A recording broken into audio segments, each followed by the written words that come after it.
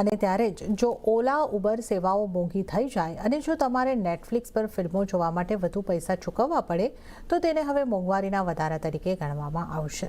હવે consumer price index એટલે કે CPIમાં ઘણી નવી વસ્તુઓ ઉમેરવામાં આવશે, જ્યારે કે ઓડિયો કેસેટ, ટોર્ચ વગેરે જેવી જૂની વસ્તુઓ જે વર્ષોથી ઉપયોગમાં આવે છે એને એમાંથી બાકાત રાખવામાં આવશે. આજે આ મુદ્દાને ઉકેલવા માટે રચાયેલી સમિતિની એક મહત્વપૂર્ણ બેઠક યોજાઈ હતી, જેમાં નવી CPI શ્રેણીને મંજૂરી આપવામાં આવી છે. સંપૂર્ણ સમાચારને સમજાવવા માટે લક્ષ્મણ રોય આપણી સાથે જોડાઈ ગયા છે. लक्ष्मण जी, CPI के तौर तरीके में बदलाव का क्या असर पड़ेगा?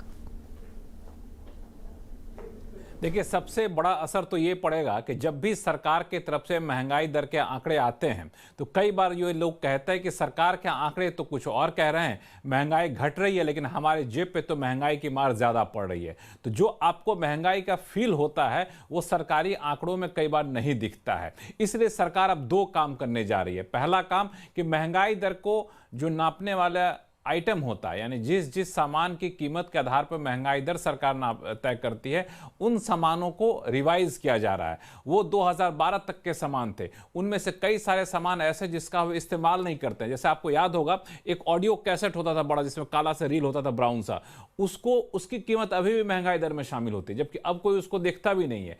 और वैसे ही टॉर्च, वैसे ही टमटम, इन सब चीज़ों किराए भी इसमें शामिल होते हैं, इन सब के दाम इसमें शामिल होते हैं. अब क्या कर रही है सरकार? इन सारे आइटम को जिसका इस्तेमाल नहीं होता है उसको हटा रही है. जिनका इस्तेमाल बहुत कम होता है उसका वेटेज कम कर रही है, लेकिन जिनका इस्तेमाल ज़्यादा होता है उसको इसमें शामिल कर रही है. मिसाल के तौर पर आप ओला उबर की सर्विस लेते हैं, मेट्रो राइड करते हैं, नेटफ्लिक्स देखने जाते हैं, मोबाइल फ़ोन खरीदते हैं, इन सब पर डिमांड काफ़ी बढ़ता है. डेटा का पैसा हुआ, तो जब इनकी कीमत बढ़ेगी घटेगी तो उसके वेटेज को इसमें शामिल किया जा रहा है. यानी जो असली खर्च आपका हो रहा है वो महंगाई दर में दिखे. तो अभी करीब 200 मैं देख रहा था 299 आइटम है. इनकी संख्या बढ़ा करके सरकार 350 के करीब आइटम करने जा रही है. नए नए आइटम शामिल करेगी, वेटेज कम करेगी, कुछ का बढ़ाएगी. खाने पीने के आइटम में जो अनाज होते हैं उस पर खर्च लोगों का कम हो रहा है, फल फूल सब्जी पे खर्च ज़्यादा हो रहा है, तो उसका वेटेज सरकार बढ़ाएगी. इस हिसाब से नए आइटम रोज़मर्रा की आधुनिक ज़रूरतों को शामिल किया जाएगा तो ज़्यादा वास्तविक आंकड़े दिखेंगे महंगाई दर में.